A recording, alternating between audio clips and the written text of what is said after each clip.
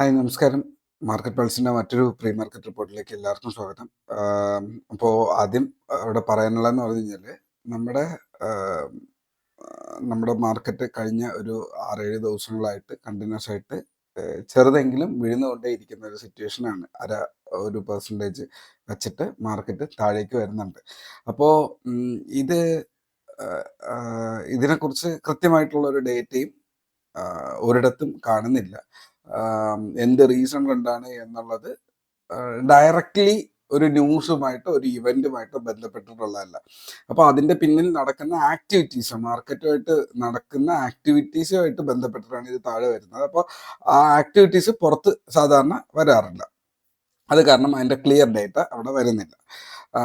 അടുത്തത് ഇതിലെ ഏറ്റവും ഞാൻ ഗസ് ചെയ്യുന്ന ഒരു തിങ് എന്ന് പറയുന്നത്, ബാക്കിയുള്ളവർക്ക് റിലവൻ്റ് ആവണം എന്നില്ല. ഏറ്റവും ഇമ്പോർട്ടൻ്റ് ഒന്ന്, നമ്മുടെ വീഡിയോ 1.25x തന്നെ കാണാൻ ശ്രമിക്കുക. ബിക്കോസ് ഞാൻ എന്നുള്ളൊരു വ്യക്തി സംസാരിക്കുന്നത് എപ്പോഴും കുറച്ച് സ്ലോവർ ആയിട്ടാണ്. ബിക്കോസ് അതുകൊണ്ട് നിങ്ങൾക്ക് അതൊന്ന് ബെറ്റർ ആവാൻ വേണ്ടിയിട്ടാണ്. Okay, coming to the topic. നമ്മുടെ ഇന്ത്യയുടെ GDP റേറ്റ് 5 നിന്ന് 6 അടുത്ത 8 ഇത് പെട്ടെന്ന് സ്വാപ്പ് ചെയ്യുന്നതായിട്ട്, അല്ലെങ്കിൽ അത് പെട്ടെന്ന് ഷൂട്ട് ചെയ്ത് പെട്ടെന്ന് താഴേക്ക് ഇറങ്ങുന്നതായിട്ട് കാണുന്നുണ്ട്. സോ യഥാർത്ഥത്തിൽ ഇത്രയും കാലത്തെ എക്കണോമിക് സിറ്റുവേഷനകത്ത് ഇതിങ്ങനെയല്ല വർക്ക് ചെയ്തിരുന്നത്. വളരെ ഗ്രാജുവലായിട്ട് ഒരു 0.3 0.5% വ്യത്യാസങ്ങൾ മുകളിലേക്ക് താഴേക്ക് വരുന്നു. ഇത് 2%, അതായത് 2 എന്നുള്ളൊരു വാല്യൂ ഒക്കെ അവിടെ പെട്ടെന്ന് ജമ്പ് ചെയ്യുന്ന കാണുമ്പോൾ വളരെ കൺഫ്യൂഷൻ ആകുന്നുണ്ട്. സോ അങ്ങനെയല്ല യഥാർത്ഥത്തിൽ വരേണ്ടിയിരുന്നത് എന്നുള്ളതാണ്. അപ്പോൾ അതൊക്കെ ഈ ഡേറ്റ പെർഫെക്റ്റ് ആണെന്ന് ചോദിച്ചാൽ എനിക്ക് ഭയങ്കര ഡൗട്ടുണ്ട്. ആ ഒരു പെർഫെക്റ്റ് ഡേറ്റയാണോ ആ കാണിക്കുന്നത് എന്നുള്ളത്. പിന്നെ ഗവൺമെൻറ് ഇടുന്ന ഡേറ്റയാണ്, നമുക്ക് അതിനെ വിശ്വസിച്ചേ പറ്റുള്ളൂ എന്നുള്ളതാണ്. ചിലപ്പോൾ ആയിരിക്കാം എന്നുള്ളൊരു സമാധാനത്തിലിരിക്കുക എന്നുള്ളത് മാത്രമേ അവിടെ കാണിക്കുന്നുള്ളൂ. സോ അതൊരു വളരെ ഇമ്പോർട്ടൻ്റ് ആയിട്ടുള്ള ഡേറ്റയാണ്. അടുത്തത് അമേരിക്കയുടെ ടാരിഫും യൂറോപ്പുമായിട്ട് നമ്മൾ സംസാരിക്കുന്നുണ്ട്. അപ്പോൾ അമേരിക്കയുടെ tariff likely to conclude in 10-15 days. 15 days പോകത്തില്ല, അപ്പോഴേക്കും 5th ഡിസംബർ ആവും, ക്രിസ്മസ് ആവും. അതിന് മുന്നേ തന്നെ ഇത് തീർക്കാനുള്ള ഒരു വളരെ ടഫായിട്ടുള്ള ഒരു ചർച്ചയുടെ ഇടയിലാണ് അത് പൊയ്ക്കൊണ്ടിരിക്കുന്നത്. സോ ആ ഒരു കൺക്ലൂഡിങ് പാർട്ട് എത്തുമ്പോഴേക്കും എല്ലാവർക്കും ഒരു പാനിക്, ഒരു ടെൻഷൻ ക്രിയേറ്റ് ചെയ്യും. ആൾക്കാർ അവിടെ റീറ്റെയിലേഴ്സാണ് ഇത് ഏറ്റവും കൂടുതൽ സെൽ ഓഫ് ചെയ്യുന്ന റീറ്റെയിലേഴ്സാണ്. FIs വളരെ കുറച്ച് സെല്ല് ചെയ്യുന്നുണ്ട്. ബിക്കോസ് ഡോളറിന്റെ വില ഏറ്റവും കൂടി നിൽക്കുന്ന സമയമാണ്. ഇന്ത്യൻ റുപ്പിയുടെ വില തകർന്നിരിക്കുകയാണ്. അതൊന്നും അത്ര നല്ലൊരു പരിപാടിയല്ല. അത് തന്നെ ഭയങ്കര വൈരുദ്ധ്യമാണ്. GDP ഓർ ഇൻഫ്ലേഷൻ കുറഞ്ഞു നിൽക്കുന്നു, GDP വളരെ ഹൈ ആയി നിൽക്കുന്നു എന്ന് പറഞ്ഞാൽ ഒബ്വിയസ്ലി അതിന്റെ റിസൾട്ട് ഇന്ത്യയുടെ കറൻസി സ്ട്രെങ്ത് ഉണ്ടാക്കും എന്നുള്ളതാണ്. എന്നാൽ നമ്മളെ ഏറ്റവും ഓൾ ടൈം ലോയിൽ നിൽക്കുന്നു. ഇത് തമ്മിൽ ഒരു ബന്ധം മനസ്സിലാകുന്നതേ ഇല്ല. ലിറ്ററലി ഒരു ഒരു ലെവലിലും അത് അക്സെപ്റ്റ് ചെയ്യാൻ പറ്റുന്നില്ല. Let it be. ഒന്നും പറയാനില്ല, അതിനെക്കുറിച്ചിട്ട് കൂടുതൽ കമൻറ്റ് ചെയ്യാനില്ല എന്നുള്ളതാണ്. അപ്പോൾ നോക്കാം നമുക്ക് എന്താണ് ഫ്രണ്ടിലേക്ക് പോകുന്നത് എന്നുള്ളത്, എന്നിട്ട് മാത്രം അതിനെക്കുറിച്ച് ഡിസൈഡ് ചെയ്യുക. അപ്പോൾ കയ്യിലിരിക്കുന്ന പൊസിഷൻസിൽ കോൺകോറും ബജാജ് ഓട്ടോയും ഉണ്ടായിരുന്നു. ഞാൻ അതിൽ 2% താഴെ അതിൻ്റെ ലോസ് വരുന്ന സിറ്റുവേഷനിൽ ഞാൻ അതിനങ്ങ് ഒഴിവാക്കി, അതിൻ്റെ പാർഷ്യൽ ഒഴിവാക്കിയിട്ടുണ്ട്. ബജാജ് ഓട്ടോ ഹോൾഡ് ചെയ്യുന്നുണ്ട്, കോൺകോർ ഒഴിവാക്കി. 25,800 താഴെ ക്ലോസ് കിട്ടാൽ കൊടുക്കണം എന്ന് വിചാരിച്ചതാണ്. പക്ഷെ അതിന് മുന്നേ തന്നെ എനിക്കത് കണ്ടിട്ട് തന്നെ അത്ര ഓക്കെ ആയിട്ട് ഫീൽ ചെയ്യുന്നില്ല. അത് താഴോട്ട് പോകാനുള്ള സാധ്യതയുണ്ട്. ബിക്കോസ് അതുകൊണ്ട് ഞാൻ എന്നെ അങ്ങ് ഒഴിവാക്കി. അത് ഞാൻ ഇന്ന് ബാക്കി പൊസിഷൻ കൂടെ ഒഴിവാക്കിയിട്ട് ഞാനത് ഗ്രൂപ്പിൽ കമൻറ്റ് ചെയ്യാമെന്ന് വിചാരിക്കുന്നു. അടുത്തത്, അപ്പോൾ US നമ്മുടെ FIs ഈ ക്രിസ്മസിനോട് അനുബന്ധിച്ചിട്ടുള്ള സമയത്ത് അവരൊരു വെക്കേഷനിലേക്ക് പോവുകയും നമ്മുടെ മാർക്കറ്റിൽ ആക്ടിവിറ്റീസ് കുറയുകയും ചെയ്യുന്നുണ്ട്. അപ്പോൾ അതിനകത്ത് പിന്നെ പാർട്ടിസിപ്പൻസ് ആയിട്ടുള്ള നമ്മളും റീറ്റെയിലേഴ്സും ഇന്ത്യൻ ഇൻസ്റ്റിറ്റ്യൂഷൻസും ആയിരിക്കും ഏറ്റവും കൂടുതൽ നിൽക്കുക. സോ അപ്പോൾ മാർക്കറ്റിൽ ഒരു പോസിറ്റിവിറ്റി നിൽക്കുന്നുണ്ടാവും. സോ ഈ ഒരു നെഗറ്റീവ് സിനാരിയോയിൽ ഒരു മാറ്റം വരും എന്നാണ് ഞാൻ ചിന്തിക്കുന്ന. ആ ട്രംപിൻ്റെ താരിഫ് എന്ത് വരും എന്നുള്ളത് ലിറ്ററലി ഒന്നും അറിയില്ല. അത് വന്നതിന് ശേഷം മാത്രമേ അതിൻ്റെ ഒരു എഡ്ജ് നമുക്ക് കിട്ടുള്ളൂ. ഓക്കെ, നമുക്ക് കമ്മിങ് ടു ചാർട്ട്. ഓക്കെ, ഇത് ലാസ്റ്റ് ഡേയിൽ നമ്മുടെ ബാച്ച് 12 സ്റ്റുഡൻസിന് പഠിപ്പിച്ചു കൊടുത്തൊരു ട്രേഡാണ്.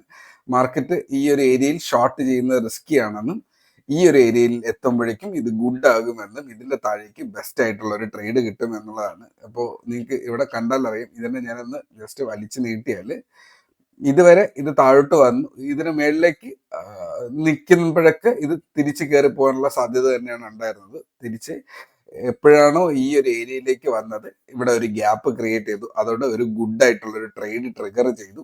അതിനുശേഷം ഈ ഒരു ഗ്യാപ്പ് തന്നെ കാണിച്ചു തന്നു. വളരെ പ്രഷർ ആയിട്ടുള്ള ഒരു ഫോള് ആണ് അവിടെ നിൽക്കുന്നത്. ഇല്ലെങ്കിൽ മേളിലേക്ക് കയറാൻ യാതൊരു സാധ്യതയും ഇല്ല എന്നുള്ളത്. അതിനുശേഷം മാർക്കറ്റ് ഏറ്റവും ബെസ്റ്റ് ആയിട്ടുള്ള ഒരു ട്രേഡിംഗ് മെത്തേഡിലേക്കും സ്റ്റിൽ ഇതിന്റെ കാൻഡിൽസ് കണ്ടാൽ അറിയും ഇത് നെഗറ്റീവിലാണ് നിൽക്കുന്നത്. പക്ഷെ മാർക്കറ്റ് ക്ലോസ് ആയിപ്പോയി. അതിന്റെ ലോവസ്റ്റ് ഡേയിലാണ്, ലോവസ്റ്റ് ടൈമിലാണ് കാൻഡിൽ ക്ലോസ് ആയിരിക്കുന്നത്.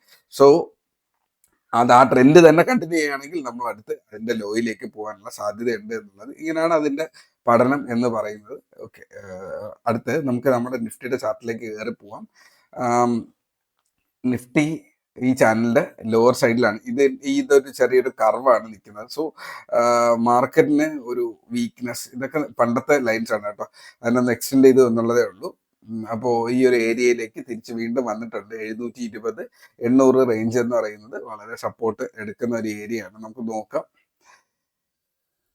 ഓക്കെ, മാർക്കറ്റ് ഒന്നുകിൽ ഈ നിൽക്കുന്ന ഏരിയയിൽ നിന്ന് ഇനി ഒരു ലോ ക്രിയേറ്റ് ചെയ്യാണ്ട് തിരിച്ച് കയറിപ്പോയാൽ ഇത് ഈ ഒരു ട്രെൻഡിനെ ബ്രേക്ക് ചെയ്ത് തിരിച്ച് കയറിപ്പോകാനുള്ള സാധ്യത വരും. ഓക്കെ, ഇങ്ങനെ ഒരു ട്രെൻഡ് ബ്രേക്ക് ചെയ്ത് തിരിച്ച് കയറിപ്പോകാനുള്ള സാധ്യത ഉണ്ടാകും. ഇല്ല ഇനിയും നെഗറ്റീവ് ആണെങ്കിൽ 720 നിന്ന് 600 500 റേഞ്ചിലേക്ക് ഇത് താഴേക്ക് പോകാനുള്ള സാധ്യതയുണ്ട്. ഇതാണ് എൻ്റെ ഒരു അനാലിസിസ്. നെഗറ്റീവ് സൈഡിലാണ് ഇപ്പോൾ നിൽക്കുന്നത്. ഓക്കെ, അടുത്ത് ഇതിനെ ബാക്കപ്പ് ചെയ്യുന്ന ആരാണ്? ബാങ്ക് നിഫ്റ്റിയാണ് അല്ലേ. ബാങ്ക് നിഫ്റ്റിയിൽ ഒരു നെഗറ്റിവിറ്റി ഉണ്ട്, പക്ഷെ ഔട്ട് ആയിട്ടില്ല. ഇപ്പോൾ ബാങ്ക് നിഫ്റ്റി 25,100 താഴെ, ഇല്ലെങ്കിൽ 59,100 താഴെയോ 59,000 താഴെയോ വന്നു കഴിഞ്ഞാൽ ആ ഒരു നെഗറ്റിവിറ്റി നിഫ്റ്റിയിലേക്കും പടരും എന്നുള്ളതാണ് അവിടെ പറയാനുള്ള റീസൺ. സോ ഇതിനനുസരിച്ച് IT സെക്ടറും ബാങ്കിങ് സെക്ടറുമാണ് ഇന്ന് നിങ്ങൾ ഫോക്കസ് ചെയ്യാനുള്ളത്. അതിനകത്ത് IT സെക്ടർ ഒരു സപ്പോർട്ട് ചെയ്യാനുള്ള സാധ്യതയും ബാങ്കിങ് സെക്ടർ നെഗറ്റീവ് ആവാനുള്ള സാധ്യതയുണ്ട്. ബിക്കോസ് അനിൽ അംബാനിയുടെ ഒരു ഫ്രോഡ്, അനിൽ അംബാനിയുടെ മകന്റെ ഒരു ഫ്രോഡ് കേസ് അവിടെ നിൽപ്പുണ്ട്. അതിനെക്കുറിച്ചിട്ടുള്ള കൂടുതൽ ഡേറ്റാസ്, ഏതൊക്കെ ബാങ്കുകളാണ് അയാൾക്ക് കടം കൊടുത്തിട്ടുണ്ട് എന്നുള്ളത് കണ്ടുപിടിച്ച് കഴിഞ്ഞാൽ അദ്ദേഹത്തിന്റെ സഹോദരിക്കും ഓൾമോസ്റ്റ് അദ്ദേഹത്തിന് 6,000 കോടി രൂപയും അദ്ദേഹത്തിന്റെ സഹോദരിക്ക് ഏതാണ്ട് 10,000 കോടി രൂപയും 16,000 കോടി രൂപയുടെ ക്യാഷ് എന്ന് പറയുന്നത് അത്ര നല്ല ഒരു പരിപാടിയല്ല. സോ അതിനെക്കുറിച്ചിട്ടുള്ള കൂടുതൽ ഡീറ്റെയിൽ വരേണ്ടതുണ്ട്. ഞാനും ജസ്റ്റ് അതിന്റെ കാര്യങ്ങൾ അറിഞ്ഞതേ ഉള്ളൂ. അപ്പോൾ ഈ ഒരു ട്രെൻഡ് ബ്രേക്ക് ചെയ്യുകയാണെങ്കിൽ ഇതിനെ നമുക്ക് വാച്ച് ചെയ്യാം. അടുത്ത് IT സെക്ടർ നോക്കുക. IT സെക്ടറിൽ നെഗറ്റീവ് ഇല്ല, പോസിറ്റീവ് ന്യൂസ് ആണ് ഉള്ളത്. സോ അത് കയറി പോകാനുള്ള സാധ്യത ഉണ്ടെങ്കിൽ നോക്കുക. ഇൻഫോസിസ് 1,600 റേഞ്ചിലേക്ക് വന്നെത്തിയിട്ടുണ്ട്. അതിന് മേളിൽ കയറി പോയിട്ടുണ്ടായിരുന്നു. ഇപ്പോൾ ഈ ഒരു വീഴ്ചയിൽ താഴെ വന്നാണ്. ക്രൂഡ് ഓയിലും സെയിം ഗ്രൂപ്പിനുള്ളിൽ ഒരു ലോ ബ്രേക്ക് ചെയ്ത് കഴിഞ്ഞാൽ 5,288 താഴെയോ ഇല്ലെങ്കിൽ 64 താഴെയൊക്കെ ട്രേഡ് ഉണ്ടായിരുന്നു. അതിൻ്റെയൊക്കെ ടാർഗറ്റ് ഹിറ്റ് ചെയ്തിട്ടുണ്ട്. കുറച്ച് ദിവസമായിട്ട് ഇതിനെ തന്നെ അപ് ട്രെൻഡിലേക്ക് നമ്മൾ ട്രേഡ് നന്നായിട്ട് ചെയ്തിട്ടുണ്ടായിരുന്നു. ഇപ്പൊ അത് താഴേക്ക്, അതിന്റെ പ്രോഫിറ്റ് ബുക്കിംഗ് എന്നല്ല, അത് മൊത്തത്തിൽ അത് താഴേക്ക് വരുന്ന ഒരു സിറ്റുവേഷൻ. സോ ട്രെൻഡ് മാറിയിട്ടുണ്ട്. ശ്രദ്ധിച്ച് അതിന്റെ കൂടെ ട്രേഡ് ചെയ്യുക. ഗ്രൂപ്പിനകത്ത് ക്ലിയർ ആയിട്ട് അതിന്റെ ട്രെൻഡ്സ് ഇടുന്നുണ്ട്. അത് മാത്രം മതി. നിഫ്റ്റി പോലും അവിടെ നോക്കേണ്ടതില്ല. ക്രൂഡ് ഓയിലും നാച്ചുറൽ ഗ്യാസും നല്ല അനാലിസിസ് കിട്ടുന്നുണ്ട്. സോ അങ്ങനെ തന്നെ പോട്ടെ. നല്ല സിറ്റുവേഷൻസിനെ അവസരങ്ങളാക്കി മാറ്റുക, ഗ്രൂപ്പിൽ സപ്പോർട്ട് ചെയ്യുക. അതുപോലെ വീഡിയോ കാണുന്ന ഒരു വ്യക്തിയാണെങ്കിൽ ലൈക്കും സബ്സ്ക്രൈബും ചെയ്യുക എന്നുള്ളത് ആദ്യമേ പറയട്ടെ. ബിക്കോസ് ലൈക്കും കമൻറ്റും ചെയ്യുമ്പോഴാണ് അവിടെ എത്ര പേർക്ക് അതുകൊണ്ട് യൂസ് ഉണ്ടാകുന്നുണ്ട് എന്നുള്ള ഒരു സിറ്റുവേഷൻ വരിക. എടുക്കുന്ന എഫേർട്ടിന് എന്തെങ്കിലും ഒരു റിട്ടേൺ കിട്ടുന്നത് ആ ഒരു മെസ്സേജസ് കാണുമ്പോഴാണ്. സോ അത്രയേ ഉള്ളൂ. Trade safe, take care, by.